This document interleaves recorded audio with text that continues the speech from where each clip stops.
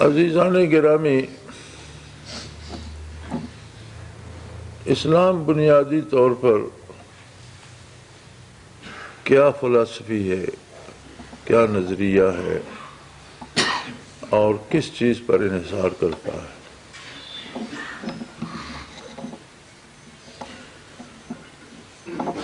اللہ کریم کی یہ کائنات رواں دواں تھی، لوگ زندگی گزار رہے تھے، لوگوں کے پاس ذریعہ معاش بھی تھے، اچھے یا برے، کھاتے پیتے بھی تھے، گھر بھی بساتے تھے، اولادیں بھی ہوتی تھیں، حکومتیں بھی تھیں، ممالک بھی تھے، زندگی کا ہر کام لوگ کرتے تھے۔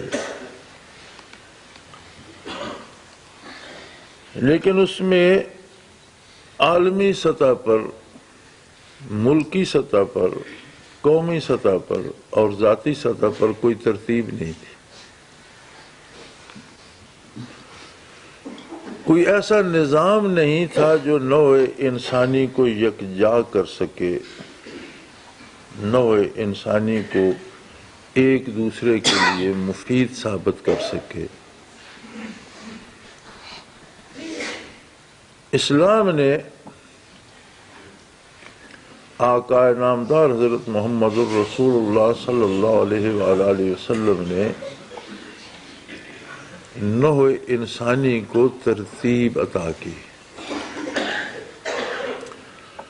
اب ظاہر ہے ہر ترتیب کے لیے کوئی بنیاد ہوتی ہے، ایک نقطہ، ایک مقام بنیادی ہوتا ہے۔ جیسے آپ دیکھتے ہیں آپ کے ملک میں ایک فوج کی ترتیب ہے،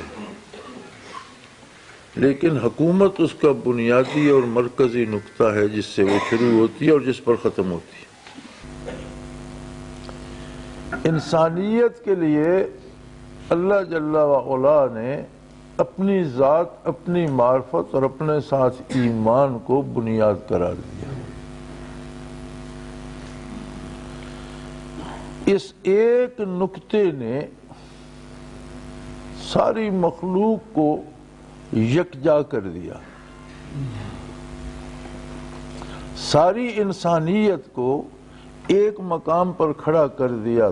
تم کس کے بندے ہو اللہ کے، میں کس کا بندہ ہوں اللہ کا، وہ کس کا بندہ ہے اللہ کا، وہ کس کا بندہ ہے اللہ کا۔ انسانوں میں مغایرت ختم ہو گئی۔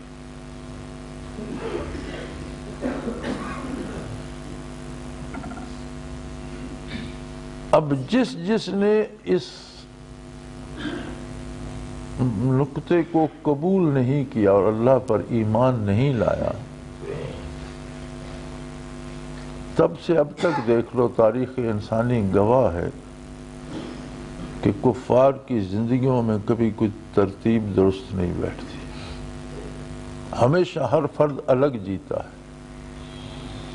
ہر شخص اپنے مفادات کے لیے محنت کرتا ہے اور ہر شخص اپنی الگ زندگی جیتا ہے۔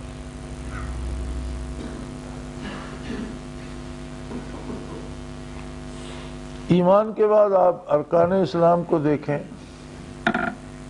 عبادات کو دیکھیں، ہر جگہ ایک ترتیب موجود ہے۔ لاکھوں آدمی حج کے اجتماع پہ جمع ہوتے ہیں، عرفات میں امام تو ایک ہوتا ہے، حرم میں امام تو ایک ہوتا ہے۔ اب اس ایک آدمی کے اشارے پر لاکھوں آدمی رکوع سجود کر رہے ہیں۔ ان میں سے کوئی کہے کہ جسے رکوع سجدے کرنے دو، میں جماعت میں تو شامل ہوں، تو اپنی فرصت میں جب یہ چلا جائے گا میں کر لوں گا رکوع سجود، تو اس کی ہو جائے گی نماز، حج ادا ہو جائے گا۔ آپ یہاں نماز پڑھتے ہیں، ایک امام ہے، سینکڑوں مقتدی ہیں۔ اب کوئی کہتا ہے یار میری ذرا طبیعت نہیں ٹھیک، تو میں تھوڑی دیر اونگ لیتا ہوں، پھر بعد میں اسی طرح کر لوں گا جس طرح اس نے رکوع سجود کیا، تو اس کی نماز ہو جائے گی جماعت سے۔ ایک ترتیب ہے، اس کے لیے ایک وقت ہے، ایک طریقہ کار ہے۔ جو کرے گا کرے گا، جو نہیں کرے گا رہ جائے گا۔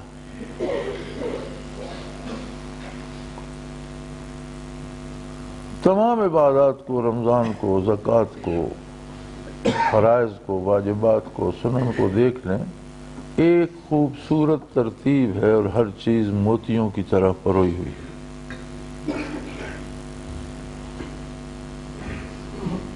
مومن کی زندگی ایک ایسی ترتیب میں پرو دی گئی ہے جو اللہ نے بنائی ہے اور جو رسول اللہ صلی اللہ علیہ وسلم نے ارشاد فرمائی۔ ہر بندے مومن اتنا اہم ہے، اتنا قیمتی ہے کہ اس کا نظام اوقات اللہ رب العزت ترتیب دیتے ہیں، اسے کب سونا ہے، کب جاگنا ہے، کیا کرنا ہے، کیا نہیں کرنا۔ اتنی عظمت ہے ہر مومن کے لیے کہ اللہ و اللہ کا رسول صلی اللہ علیہ وآلہ وسلم اسے نظام حیات عطا فرمائے۔ اب اس کا احساس خود اسے ہو یا نہ ہو،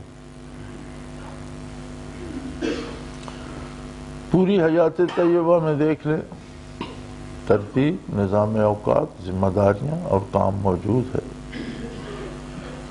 اور آج تک کی امت مرحومہ کی تاریخ پہ نظر دوڑائیے،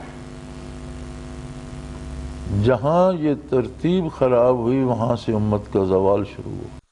حق نے اللہ کی توفیق سے پھر یہ ترتیب قوم کو لوٹا دی، وہاں سے پھر اقبال مندی کی طرف چل پڑے۔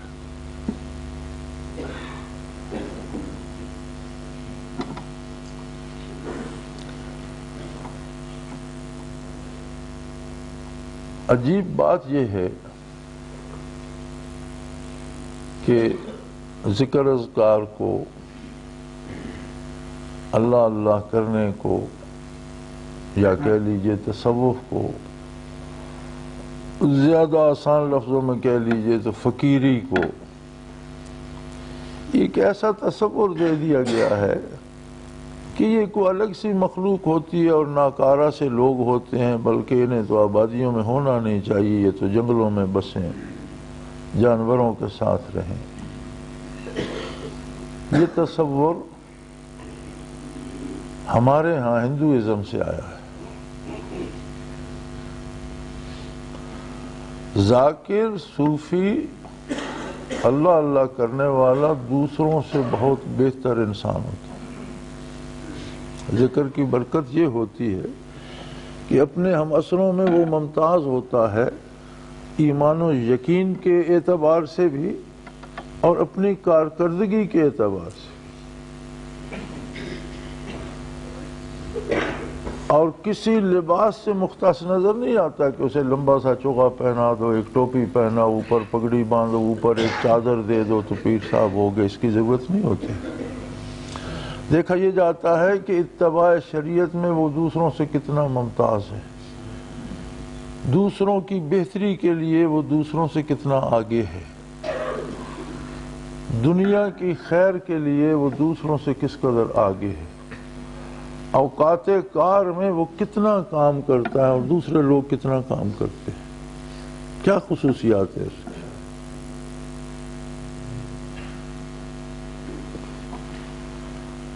کائنات میں بے مثل و بے نظیر ہستی محمد الرسول اللہ صلی اللہ علیہ وسلم کی ہے، لیکن آپ صلی اللہ علیہ وسلم کی بود و باش ایسی تھی کہ باہر سے لوگ ملنے آتے تو صحابہ کرام خصوصاً سیدنا ابوبکر صدیق رضی اللہ تعالی عنہ اشارہ فرماتے کہ یہ حضور تشریف رکھتے ہیں، ورنہ نئے آنے والے کو دقت ہوتی تھی۔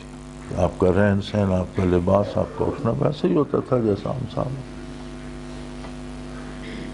کوئی ایسا امتیازی نشان نہیں تھا کہ کوئی خاص قسم کی پگڑی ہو، خاص اوپر ٹوپی ہو، خاص چادر لپیٹی، جس طرح آج کل کا رواج ہے، گرمی سے مر رہے ہیں اور 6 چادریں لپیٹ رکھی ہیں کہ پیر صاحب نے برقع بنا رکھا۔ اسلام حلیے سے اور شکلوں سے نہیں، کردار سے ناپتا ہے، اور بہت بڑا کام یہ ہے کہ واقعی اس کے دل میں انوارات الہی ہوں، واقعی اسے منازل و مقامات قرب نصیب ہوں، لیکن اس کا رہن سہن اپنے معاشرے اور اپنی حیثیت کے مطابق ہو۔ اور یہ بہت مشکل ہے، آسان کام نہیں ہے۔ بڑے بڑوں کے ہوش گم ہو جاتے ہیں، بے اختیار ہو جاتے ہیں۔ عام آدمی کی زندگی جینا صاحب حال ہوتے ہوئے سب سے مشکل کام، لیکن اس زندگی میں وہ ترتیب جو اسے اسلام عطا کرتا ہے وہ ہونی چاہیے۔ عبادت کے وقت عبادت، مزدوری کے وقت مزدوری، کام کے وقت کام، اور آرام کو قربان کر کے مزید کام کرے۔ اگر ترتیب نکال دی جائے تو ایک آوارہ گروہ بن جاتا ہے جس کی کوئی حیثیت نہیں بنتی۔ میں نے عرض کیا نا کہ صوفیاء کی اکثریت اوسان کھو بیٹھتی ہے اور وہ تو مکلف نہیں رہتے، پیروکار بھی اسی کو طریقہ حیات بنا لیتے۔ لیکن یہاں اللہ کا احسان ہے، نہ حضرت رحمۃ اللہ علیہ پر شکر وارد ہوا اور نہ اللہ نے مجھ پر کیا۔ اللہ کا احسان ہے کہ ہم باہوش ہیں، مکلف ہیں، اور زندگی کی ترتیب کے مکلف ہیں اور اس کے مطابق بسر اوقات کرتے ہیں۔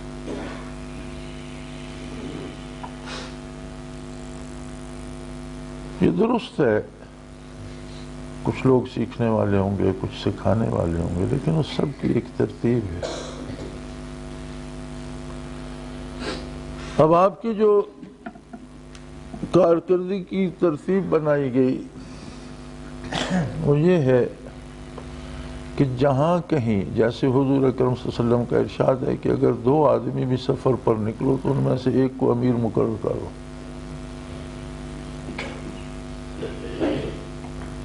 جہاں کہیں 2 ساتھی بھی ہیں وہاں بھی ایک ذمہ دار ہونا چاہیے اور ایک اس کا ساتھی۔ جہاں 10 ہیں، 12 ہیں، 4 ہیں،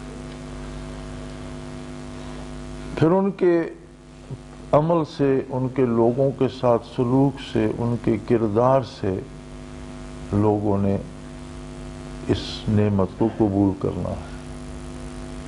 ایک آدمی خود اپنا کردار پیش نہیں کرتا اور بڑے بڑے واعظ کرتا ہے تو اس سے کوئی فرق نہیں پڑتا، باتوں سے کچھ نہیں ہوتا۔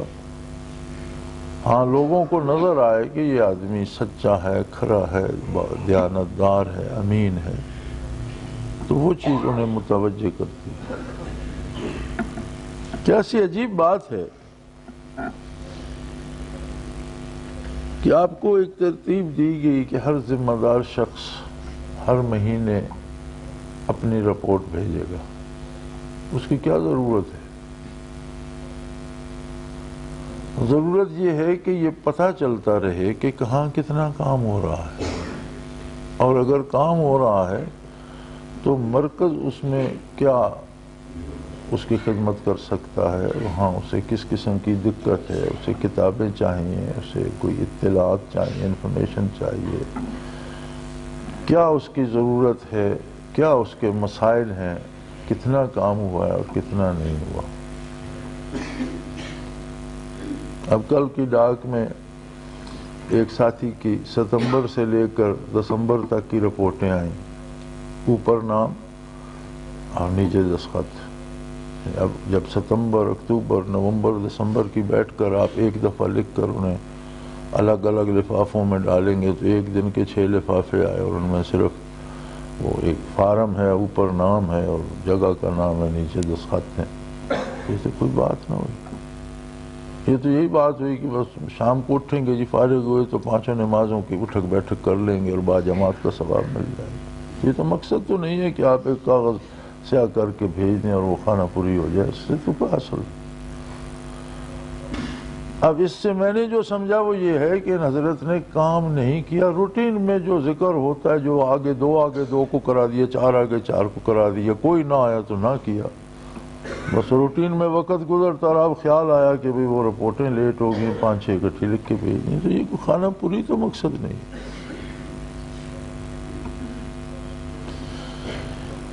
گزشتہ کئی مہینوں سے ہر اجلاس میں یہ شکایت ہوتی ہے کہ جی وہ رپورٹیں مجازین کی اور امراء کی نہیں پہنچتی ہیں۔ عجیب بات ہے۔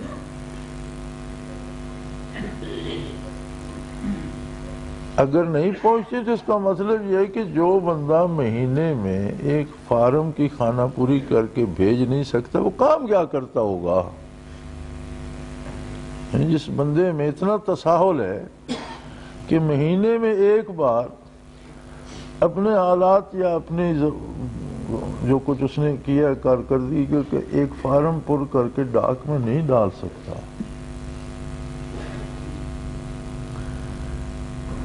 کم و بیش اوسطاً اگر اوسط نکالی جائے تو غالباً 30 کے لگ بھگ روزانہ کے خط ہوتے ہیں جن کے جواب میں خود دیتا ہوں، خط پڑھتا بھی ہوں، جواب اب ابھی لوگوں کو شکایت ہوتی کہ آپ لمبا نہیں لکھتے،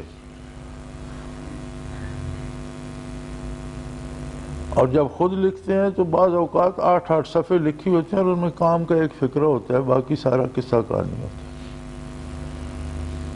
8 صفحوں میں سے ایک بات کام کی ملتی ہے کہ میری طبیعت خراب ہے یا بیٹا بیمار ہے یا مجھ پر مقدمہ بن گیا، ایک کام کی ایک بات ہوتی ہے، باقی 8 صفحے ہوتے ہیں، اور تمہید یہ کرتے ہیں، احسان کرتے ہیں مجھ پر، تمہید یہ کرتے ہیں کہ میں اتنے عرصے سے ذکر کر رہا ہوں، یہ چھوڑ دو کر رہے ہو۔ جو ذکر نہیں کرتے وہ بھی خط تو لکھتے ہیں، جواب تو نہیں بھی دیا جاتا ہے، اتنے عرصے سے بیعت ہوں، یہ احسان کرتے ہیں کہ ہم نے آپ پر احسان کر رکھا ہے اس لیے آپ ضرور جواب لیں۔ اس کے باوجود کبھی میں نے بھی شکایت کی ہے، روزانہ کا ناشتے کے بعد پہلا کام یہ ہوتا ہے کہ روزانہ کی ڈاک روزانہ نکال دی جائے۔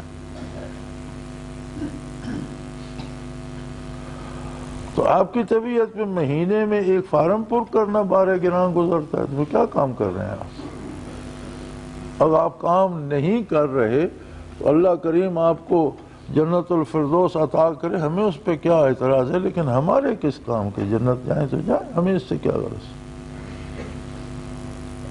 دین کے کس کام کے، انسانیت کے کس کام کے، امت کے کس کام آئے؟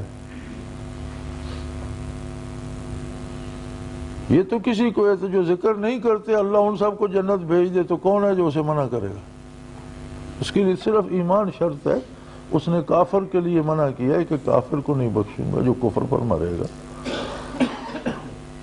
لیکن مرنے سے پہلے وہ بھی توبہ کر جائے تو اس کی صرف توبہ اس کی بخشش کے لیے کافی ہے۔ اس کی بخشش کو تو کوئی نہیں روک سکتا، وہ جسے چاہے بخشے، جتنا چاہے بخشے۔ سوال یہ ہے کہ جو ذمہ داریاں تھیں جو اللہ کریم نے اور اللہ کے حبیب صلی اللہ علیہ وسلم نے ہمارے ذمہ لگائی ہیں، ان میں سے ہم نے کیا ادا کیا؟ ہندوانہ تہوار ہے بسنت، اب اس کے لیے تو کراچی تک سے اور پشاور تک سے ٹرینیں لاہور جمع ہو رہی ہیں کہ وہاں بسنت منایا جائے۔ وہ تو کسی پر احسان نہیں کر رہے، ہزاروں روپے ایک ایک فرد خرچ کر کے آئے گا۔ رات ٹیلی ویژن پر دکھا رہے تھے نوجوان بچیاں بھی آ رہی ہیں کراچی سے، نہ کسی کو پردے کا ڈر ہے، نہ کسی کو اعتراض ہے، نہ کسی کا کوئی مسئلہ ہے، نہ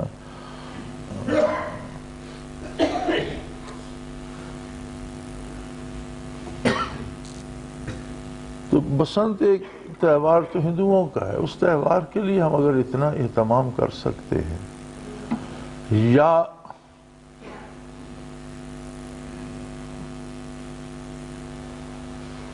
یہ کہا جاتا ہے کہ جی خوشی کا ایک اظہار ہے، کرنا چاہیے، حالانکہ اس کی بنیاد مسلمانوں کے قتل عام پر رکھی گئی تھی۔ یہ تہوار جو ہے یہ ایجاد تب ہوا تھا جب مسلمانوں کا قتل عام کر کے ہندوؤں نے، کہ لمبی تفصیل ہے میں اس میں جانا نہیں چاہتا، اس پر شروع ہوا تھا۔ اسی طرح اپریل فول مناتے ہیں، اس کی بنیاد بھی ٹیپو سلطان شہید رحمۃ اللہ علیہ کے ساتھ دھوکے پر رکھی گئی تھی۔ 1 اپریل تھی جب جعفر از بنگال اور صادق دکن میر صادق نے فوج کو تنخواہ لینے کا حکم دے دیا، انہیں ادھر بھیج دیا، سلطان کو اس سے بے خبر رکھا اور انگریزوں کو حملے کا اشارہ کر دیا۔ تو انگریز منایا کرتے تھے 1 اپریل فول، ہم بھی مناتے ہیں۔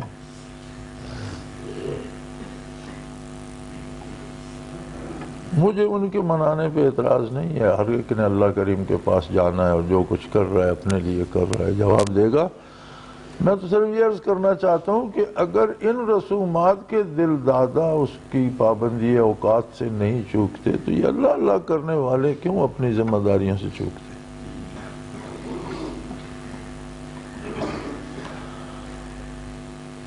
اہل اللہ کی کرامات میں جو بات سر فہرست ہے، صحابہ کرام ہوں یا ائمہ کرام یا اولیاء اعظام، وہ یہ ہے کہ دنیا حیران ہو جاتی ہے کہ اس شخص کی زندگی اتنی تھی، اس نے کام اتنا کیا جو صدیوں میں نہیں ہو سکتا۔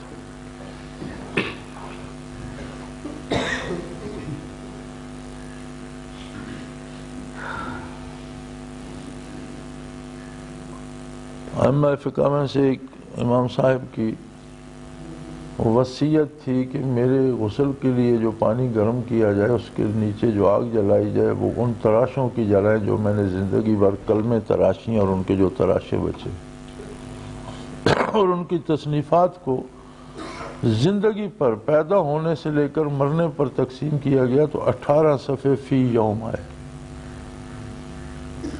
بچپن گزرا، جوانی گزری، تعلیم حاصل کی، پھر لکھنا شروع کیا اور اتنا لکھا، تفاسیر، احادیث، فقہ، اتنا لکھا کہ 18 صفحے فی دن پوری زندگی پر آئے۔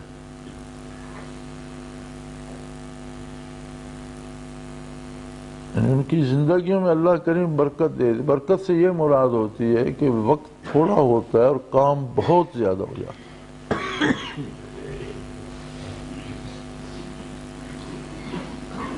خود اگلے دن سیٹلائٹ پہ ایک پروگرام چل رہا تھا ان لوگوں کا جنہوں نے بہت کارۂ نمایاں کی، اس میں سر فہرست اہل مغرب یہ کہہ رہے تھے کہ واحد ہستی ہے محمد الرسول اللہ صلی اللہ علیہ وسلم جس نے صرف 23 برسوں میں پوری روئے زمین کو انقلاب آشنا کر دیا۔ یہ کافر بھی قبول کر رہے تھے کہ صرف جسٹ ان 23 years، یہ الفاظ تھے، just in 23 years he changed the whole world۔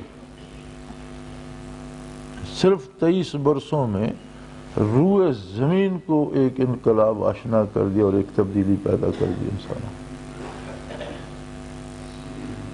دیکھا یہ جاتا ہے کہ کس کو وقت کتنا ملا اور اس نے کام کتنا کیا، اور کام کی توفیق وہ اسے دیتا ہے جو خلوص سے کرنا چاہتا ہے۔ مجھے اس چیز سے بڑی کوفت ہوتی ہے کہ جب ہر مہینے کے اس آپ کے اجلاس کے بعد کی رپورٹ میں یہ بات سر فہرست ہوتی ہے جی کو منتھلی رپورٹس نہیں آ رہی۔ کیا عجیب بات ہے، آپ لوگ کام نہیں کرنا چاہتے؟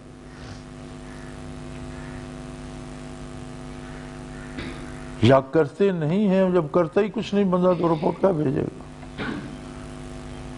آپ اپنا روزگار کریں، آپ اپنے بچے پالیں، آپ اپنا کاروبار کریں، لیکن 24 گھنٹے میں سے کوئی 10 منٹ 24 منٹ ہی صحیح وہ اپنے مشن پہ دین پہ بھی لگائیں تو صحیح۔ اور اگر ایک مہینہ آپ 24 منٹ روزانہ لگاتے رہیں تو اس کی کچھ تو اس میں یا رکاوٹ ہوگی یا اس کی ترقی ہوگی یا اس میں کچھ تو ہوا ہوگا۔ آپ نے کیا کھویا کیا پایا وہ بتائیں تو صحیح، تاکہ اس کے مطابق مزید لائحہ عمل بنایا جائے یا آپ کو بتایا جائے یا کچھ کوشش کی جائے۔ ایک حیوان بھی زندگی جیتا ہے، روزی پیدا کرتا ہے، بچے پیدا کرتا ہے، مر جاتا ہے، خاندان کا تسلسل قائم رہتا ہے۔ اگر یہی کچھ انسان نے بھی کر کے مر جانا ہے تو انسان میں اور حیوان میں فرق کیا ہے؟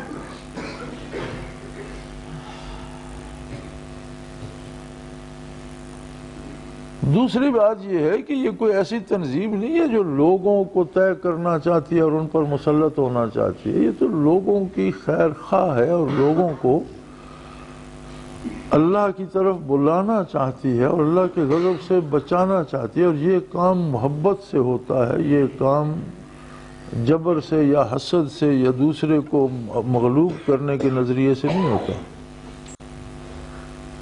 اللہ کی مخلوق سے آپ کو محبت ہوگی تو آپ چاہیں گے کہ اس کا بھلا ہو۔ ہم چاہتے ہیں میری اولاد کا بھلا ہو، ہمیں اس سے محبت۔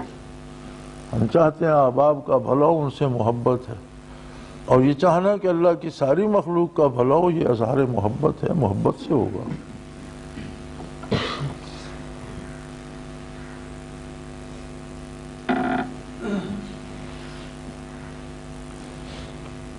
صوفیاء نے بڑے بڑے مجاہدے کرائے، اور ہمارے سلسلے میں بھی ایسے لوگ موجود تھے جن سے ان کے اساتذہ نے 2 سال ایک لطیفے پہ لگوائے۔ 2 سال میں ایک لطیفے کا سبق دیتے تھے، پھر 2 سال بعد دوسرے۔ یہ توفیق اللہ نے حضرت رحمت اللہ علیہ کو عطا کی، یا وقت کی ضرورت تھی کہ ہم نے چند دنوں میں لوگوں کو نہ صرف لطائف بلکہ فنا بقا تک جاتے دیکھا، اس کے بھی ہم گواہ ہیں۔ اور تھوڑے سے عرصے میں اس دعوت ذکر کو روئے زمین پر پھیلتے دیکھا، اس کے ہم چشمدید گواہ ہیں۔ ایک آدمی دور دراز دیہات میں ایک گاؤں میں بیٹھا ہے، دیہاتی آدمی ہے، کاشتکار ہے، اور اس کی بات روئے زمین پہ سنی جاتی ہے، تھوڑے سے ہی، لیکن کوئی ملک ایسا نہیں جہاں لوگ لبیک نہیں کہتے، یہ کوئی معمولی بات نہیں ہے۔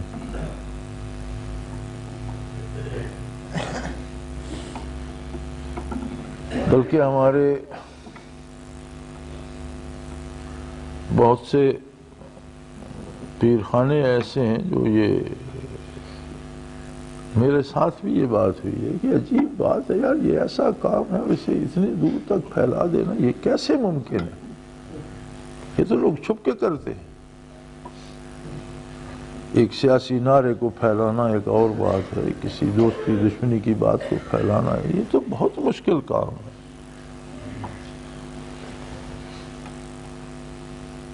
لیکن یہ آپ سب کے سامنے ہوا، ہو رہا ہے الحمدللہ۔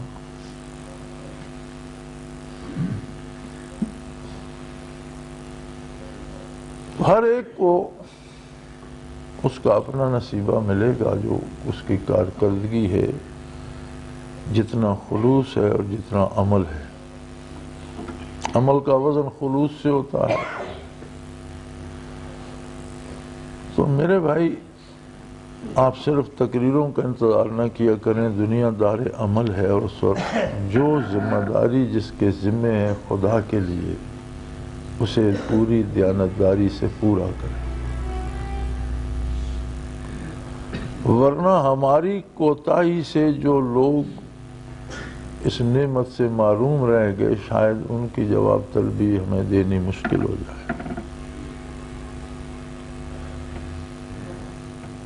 الحمدللہ ہمیں کسی سے دولت کی، کسی سے کسی سیاسی عہدے کی، کسی وزارت، کسی امارت کی ضرورت نہیں ہے، کسی بڑائی کا کوئی شوق نہیں ہے۔ ایک ذمہ داری ہے، ہم خادم ہیں ایک بارگاہ کے، اور اس بارگاہ سے جو نوکری ملی ہے وہ ادا کرنی ہے۔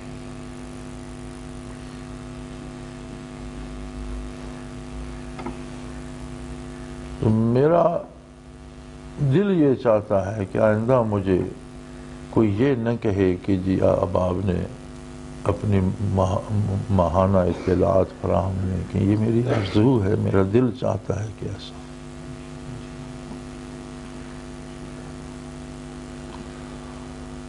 المرشد کے لیے ہماری کوشش ہوتی ہے کہ یہ دنیاوی باتوں سے یکسر پاک رہے اور اول و آخر دین کی بات کرے،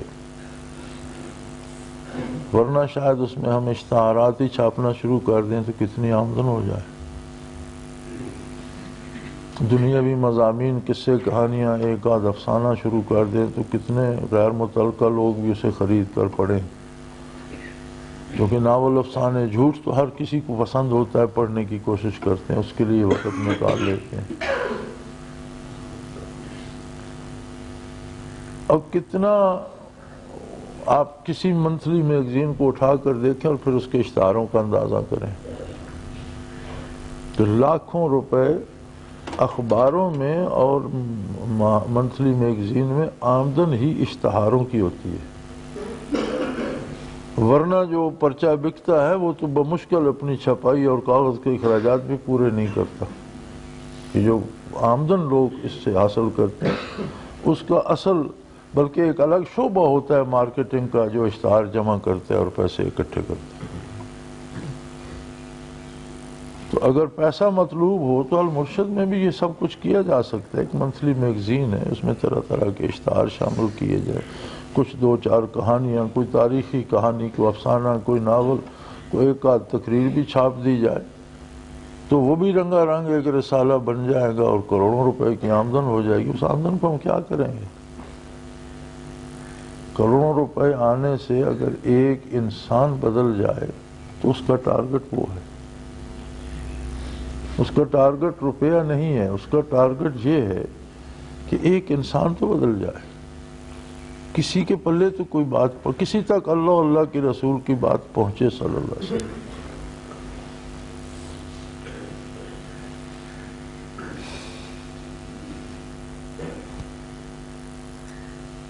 اسی طرح تعلیم کا نظام ہے، ہم بڑی ہمت سے اسے برقرار رکھے ہوئے الحمدللہ، ورنہ ایک جہان اس کے خلاف ہے کہ ایسا نہیں ہونا چاہیے۔ اب اس میں احباب کی شراکت اتنی ہے کہ اس میں بچے اتنے ہوتے ہیں جو اپنا سالانہ خرچ بھی پورا نہیں کرتے اور اس کا بہت سا حصہ مجھے دینا پڑتا ہے۔ تو بچے تو سب کے پڑھ رہے ہیں کہیں نہ کہیں۔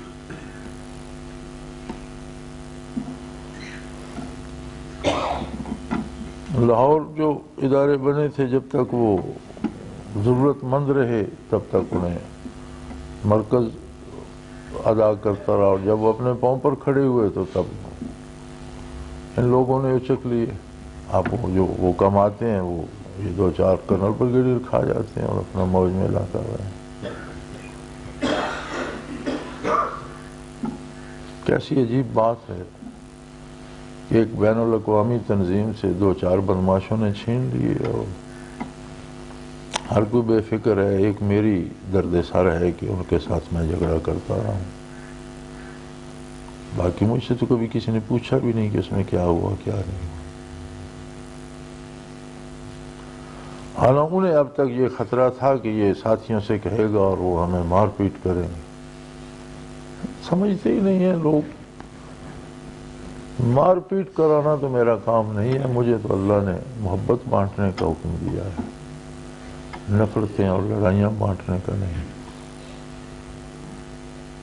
لیکن لوگوں کا اپنا اپنا خیال، اپنا اپنا نظریہ ہے۔ ایک حق ہے، مرکز کا ایک حق ہے، تنظیم کا ایک حق ہے، دارالعرفان کا ایک اس کی ملکیت ہے، اس پر آپ ناجائز قابض ہیں، اس کا جتنا دفاع ہو سکے گا وہ میری ذمہ داری ہے، جو میرے بس میں ہے وہ میں کرتا رہوں گا۔ اب ڈاکو چور ہر ایک سے چھین لیتے ہیں، لیکن کیا یہ ساری جماعت کی ذمہ داری نہیں ہے، صرف میری ہے؟ اور اس پہ جو عدالتی اخراجات اٹھتے ہیں وہ مجھ سے لیے جاتے ہیں، اور جو وہ کرتے ہیں وہ اداروں کی آمدن سے کرتے ہیں۔ آپ لوگوں نے کبھی اس میں دلچسپی لی، پوچھا کیا ہو رہا ہے کیا نہیں ہو رہا؟ جماعت تو آپ کی بھی ہے، مرکز تو آپ کا بھی ہے۔ تو یہ زندگی بے حسی سے نہیں جی جاتی، اور یہ دنیا بے حسی سے قائم نہیں رہتی، اور دین بے حسی سے باقی نہیں رہتا، آدمی جانوروں کی طرح ہو جاتا ہے۔ الحمدللہ اللہ نے توفیق دی ہے، اور جتنی سکت ہے اور جہاں تک توفیق ہے ہماری تو ذمہ داری ہے، ہم تو بھاگ نہیں سکتے۔ لیکن آپ کے لیے بھی میں دعا کرتا ہوں کہ آپ کو بھی اللہ احساس ذمہ داری دے۔ اور مجھے سخت کوفت ہوتی ہے جب میں یہ سنتا ہوں کہ فلاں اب صاحب مجاز ہے، ایک امیر ہے، اس نے اطلاع تک نہیں دی 6 مہینے، کیا فائدہ ہو؟ اگر کوئی کام کرے تو وہ تو مہینہ بھی بے تابی سے گزارے کہ میری کارکردگی جائے، میں بتاؤں میں نے یہ تیر مارا ہے۔ آدمی کا ایک مزاج ہوتا ہے کہ اسے کوئی بھی کامیابی ہو تو وہ چاہتا ہے کہ میں یہ بیان کروں۔ تو اس نہ آنے سے میں تو یہ سمجھتا ہوں کہ لوگ کام نہیں کرتے۔ اب یہ الگ بات کہ ہمیں تو سب عزیز ہیں اور ہم چاہتے ہیں کہ اللہ کے بندے ڈھیلے ڈھالے جیسے بھی ہوں اللہ کے عذاب سے بچ جائیں، انہیں محبت الہی نصیب ہو، قرب الہی نصیب ہو، اللہ سب کی خطائیں معاف کرے اور سب کو مقامات قرب عطا کرے۔ لیکن یاد رکھیں اس کے نبی علیہ السلام کو ایک صحابی وضو کروا رہے تھے، آپ وضو فرما رہے تھے، وہ پانی ڈال رہے تھے، تو عرض کیا یا رسول اللہ صلی اللہ علیہ وسلم میرے حق میں دعا کر دیجئے کہ میں جنت میں بھی اسی طرح آپ کی خدمت پر معمور اور آپ کے ساتھ ہوں۔ آپ صلی اللہ علیہ وسلم مسکرائے اور فرمایا اگر یہ چاہتے ہو تو تہجد سے میری امداد کرو، میری مدد کرو۔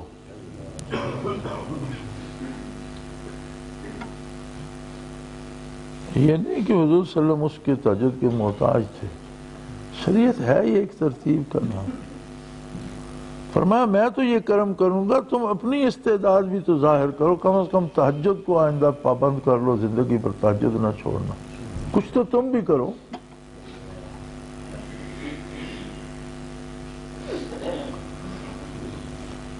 تو ہر آدمی کی اپنی ذمہ داری کی ایک حیثیت ہوتی ہے، اور اللہ کریم حاضر و غائب تمام احباب کو توفیق دے۔ غیر ملکی احباب کو بھی چاہیے کہ وہ بھی اپنی کارکردگی کی رپورٹ بھیجا کر، یورپ وغیرہ سے آ جاتی ہے، باقی احباب جو جہاں ہے ای میل سے بھیج دے، جو دور ہے ملک سے باہر ہے، اب یورپ سے ای میل پہ رپورٹ آ جاتی ہے، وہ پرنٹر سے نکال کر دفتر والوں کو دے دیتا ہوں، پتہ چلتا ہے کہ ان کی کارکردگی کتنی ہے، کتنے مراکز ہیں، کتنے لوگ ذکر کرتے ہیں، کہاں انہیں کوئی تکلیف پیش آئی، کہاں اللہ نے کامیابی دی، کتنا کام ہو رہا ہے، اسے پتہ چل جاتا ہے۔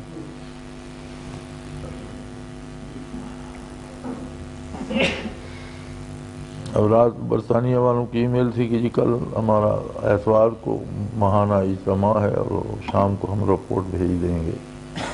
الحمدللہ انہوں نے، اب میرے خیال میں برطانیہ کا کوئی ایسا شہر نہیں جس میں انہوں نے مرکز نہ بنا دیا ہو، اور بہت بڑی جماعت ترتیب دے لی ہے، سال ڈیڑھ سال کے عرصے میں بے شمار لوگ اللہ اللہ کر رہے۔ کفرستان میں ایک روشنی کی کرن انہوں نے جلا رکھی ہے، ایک شمع جلا رکھی ہے۔ تو ہم محنت کرتے ہیں تو بتانا بھی چاہتے ہیں، اس کے لیے دعا بھی چاہتے ہیں۔ تو کتنی عجیب بات ہے کہ آپ پاکستان سے ایک لفافہ نہ بھیجیں۔ تو کوشش کیجئے، محنت کیجئے، اور زندگی میں اللہ کے کسی ایک بندے کو اللہ سے آشنا کر دیجئے، تو یہ بھی ایک بہت بڑا کام۔ کچھ چیزوں کا کردار پہ ایسا عجیب سا انحصار ہوتا ہے کہ کوتاہی ہم کرتے ہیں اور گمراہ دوسرے ہو جاتے ہیں، اور اس کی جواب دہی ممکن نہیں ہوگی۔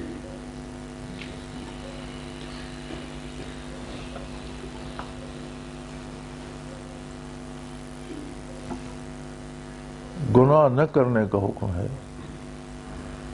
لیکن اگر کوئی باز نہ آئے تو پھر یہ حکم بھی ہے کہ اگر خود باز نہیں آتے تو سر عام نہ کرو، دعوت گناہ نہ بنو کہ تمہیں دیکھ کر دوسرے بھی کریں، کم از کم اتنا حیا تو کرو کہ وہ جرم چھپ کر لو۔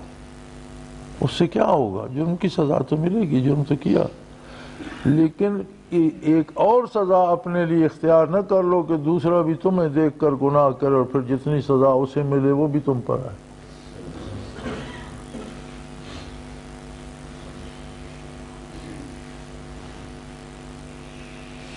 تو بعض چیزیں ایسی ہوتی ہیں جن کا انحصار کسی شخص کی کا ایک مسکین بھوکا مر جاتا ہے اور اس کا رزق ہمارے پاس ہے، ہمارے پاس ہے، کھانا ہے، اور دوسرا بھوکا مر رہا ہے، ہم نے اسے نہیں دیا، اب اس کا جواب دینا آسان نہیں ہوگا۔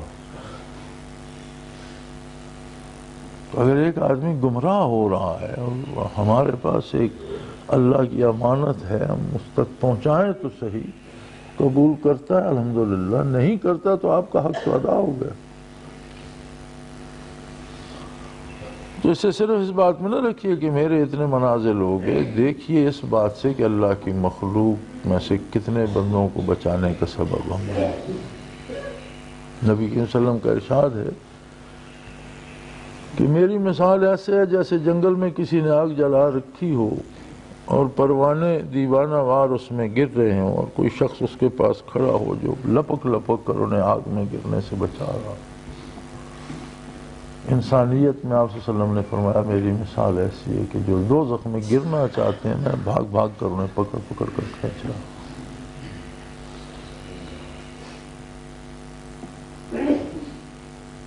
اور قرآن نے بھی آپ کی اس وصف کی تعریف فرمائی، کنتم علی شفا حفرۃ من النار فانقذکم منہا، تم تو دوزخ میں گرنے والے تھے، اللہ نے رسول اللہ صلی اللہ علیہ وسلم کو سبب بنا اور آپ نے تم لوگوں کو اچک لیا، بچا لیا۔ تو اللہ کریم توفیق دے میرے بھائی، اپنے کام میں باقاعدگی پیدا کرو، اپنے معمولات میں باقاعدگی پیدا کرو، اپنے اذکار میں باقاعدگی پیدا کرو، اپنے رزق کو حرام سے بچاؤ، زبان کو جھوٹ سے بچاؤ۔ فرائض سے تو مفر ہی نہیں، فرائض کے ساتھ نفلی عبادات کا اہتمام کرو، اذکار کا اہتمام کرو، اور کوئی دن تلاوت قرآن سے خالی نہیں ہونا چاہیے، خواہ چند آیتیں پڑھو لیکن قرآن حکیم کو ضرور پڑھا جائے۔ زبان کو درود شریف سے تر رکھو، دنیا و آخرت کے لیے اس سے بڑا کوئی وظیفہ نہیں ہے اور اس سے بڑی کوئی دعا نہیں ہے۔ جب بھی یاد آئے، جہاں بھی یاد آئے، درود شریف پڑھتے رہو۔ اللہ کریم آپ کی مدد کرے۔ یہ یاد رکھو، انقلاب کو آنا ہے اور وہ آئے گا۔ سیلاب اور انقلاب راستے نہیں دیکھتے، راستے بنایا کرتے۔ یہ سرزمین، اس پر حق و باطل کا معرکہ بپا ہوگا، حق غالب ہوگا، اور نہ صرف پاکستان بر صغیر سارا اسلامی ریاست بنے۔ مجھے اس میں کوئی شبہ نہیں۔ کب ہوگا، کیسے ہوگا، یہ اس کی میں یہ جانتا ہوں کہ جو یہ درد لے کر دنیا سے چلا بھی گیا کہ میں اس عظیم انقلاب کی تیاری کر رہا ہوں، دنیا سے چلا بھی گیا تو اللہ اسے اس میں شامل کرے گا۔ اور نبی کریم صلی اللہ علیہ وسلم نے بشارت دی ہے کہ آخر وقت میں غزوۃ الہند میں جو لوگ شریک ہوں گے وہ بلا حساب جنتی ہوں گے۔ آپ صلی اللہ علیہ وسلم نے پہلی جماعتوں کی بشارت دی، غزوہ احد والوں کو بشارت دی۔ آپ نے بشارت دی کہ قسطنطنیہ پر جو اسلامی لشکر فتح کا جھنڈا لہرائے گا وہ بلا حساب جنت میں داخل ہوگا۔ اور آپ صلی اللہ علیہ وسلم نے بشارت دی کہ غزوہ ہند میں جو مجاہدین شریک ہوں گے وہ لوگ ہوں گے جو بلا حساب جنت میں داخل ہوں گے۔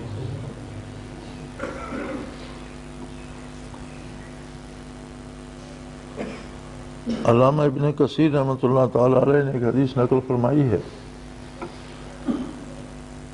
کہ حشر کو کچھ لوگ اٹھیں گے، بدن دریدہ، کپڑے خون آلود، اسلحہ پاس،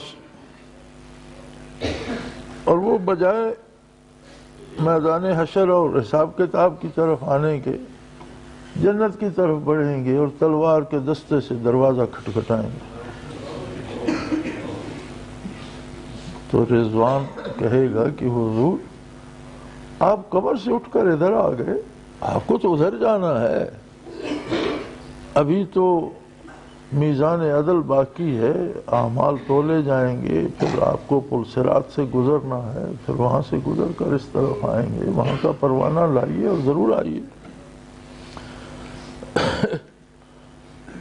حضور اکرم صلی اللہ علیہ وسلم فرماتے ہیں کہ وہ بندہ اللہ کی طرف مخاطب ہو جائے، بار الہ ہم گمراہ تھے، بے عمل تھے، گناہگار تھے، تو نے ہم پر رحم فرمایا، اپنا نبی مبعوث فرمایا اور ہمیں دولت ایمان عطا فرمائی، ہمیں مال دیا، اولاد دی، گھر دیے، جان دی، لیکن تو نے ہمیں یہ توفیق بھی دی کہ تیری خاطر ہم نے گھر چھوڑ دیے، بیٹے نچھاور کر دیے، جان بچتی تھی اس کے بھی پر خرچے اڑا دیے، ہم نے بچا کے کچھ نہیں رکھا۔ آج یہ تیرا فرشتہ ہمیں حساب کتاب کی باتیں سناتا، تو ہی بتا ہم نے کیا بچا کے رکھا ہے کہ اس کا حساب کتاب ہے۔ حضور فرماتے ہیں کہ رضوان کو حکم ہوگا کہ جنت کے سب دروازے ان کے لیے کھول دو، ان کی پسند کہاں جانا چاہتے ہیں، کہاں رہنا چاہتے ہیں، یہ وہ لوگ ہیں جو بلا حساب داخل ہوں گے، اور یہ انقلاب انشاءاللہ آئے گا، بہت بڑا مارکہ ہوگا، مومن سرخرو ہوں گے، فاتح ہوں گے، اور صرف پاکستان یہ بنگلہ دیش ہی نہیں، سارا بر صغیر اسلامی ریاست بنے گا اور روئے زمین پر اسلام کی سربلندی کی بنیاد بنے گی۔ اللہ ہمیں نصیب کرے یہ اس کی عطا، لیکن زندگی ساتھ نہ دے تو ہم اس منزل کے سفر میں تو مریں۔